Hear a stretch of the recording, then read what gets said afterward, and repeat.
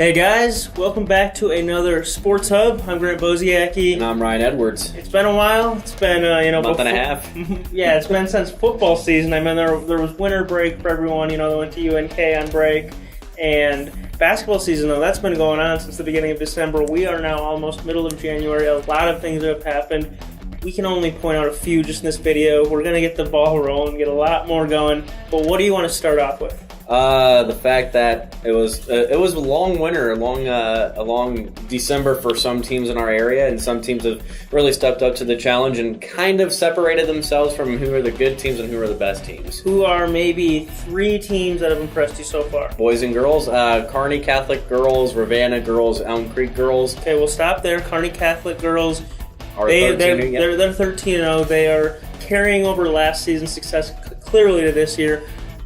Every game except two this year have been blowouts for Kearney Catholic. They look very, very impressive. Elm Creek, they've got a three-headed monster right now. Claire Cornell, Allie Bauer, and Kenzie Dio. They're extraordinary. And then Ravenna, they're pretty good. They played Kearney Catholic really, really tough at the beginning of the year. The Fidelki sisters are having big years. It really they go as the Fidelki sisters go. So I was going to say, we think that these three teams can definitely all make it a state, right? Right. So we are obviously keeping our eye on these three. And Axtell, even though they lost season Malamut for a long period of time, they're still playing well despite losing her. They're 10-2 on the year. Another team we have to look out for, and granted, is Kearney. The Kearney High girls are starting to play better. They're 8-4 and just got beat by the number 5 team in Class A. All in all, I think it's been a very impressive year for our girls. There are a handful of teams that we just mentioned that are all doing they're either doing as good as we thought or even better than we thought heading into the year. Boys on the other side, I don't think there are quite as many quality boys teams as girls teams, but there definitely are a few. Yeah, there are a few. Kearney Catholic, Amherst, Elm Creek they were playing well for a number of weeks there, and then in D1 and D2, or in both D1 and D2, you have South Loop and SEM are playing really well. Kearney, they started off the season 1-3. They had a really tough schedule to open up the year. They played previous number ones in Millard West and Gretna, lost both games.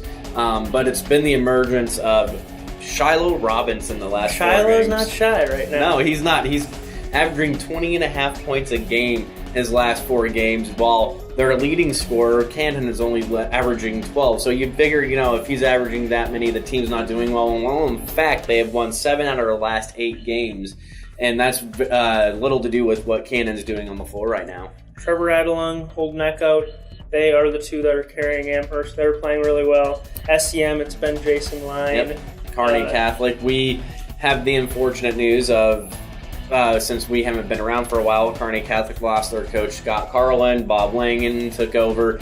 He's coached them up. They're 10-4 right now. So what have you seen from Kearney Catholic from the beginning of the year? They just suffered a heartbreak this past weekend against St. Cecilia. They were playing really, really well, but unfortunately St. Cecilia went on a 6-0 run at the end of the game, ended up winning by 2. Controversial call at the end. Brady Holtmeyer went up for a layup, got called for a charge. I do not think a lot of people agreed with the call, but Kearney Catholic, they're playing well right now, and they're as confident, I think, right now as I've seen them really in the full last 2 years, actually. And we forgot to mention this. We've also had one devastating injury in our area, and that would be Taylor Kissinger of Minden, the Husker commit. How can we leave that team out with the way the season's unfolded for them? They're going to have to win their district to get in the state at the rate it's going right now.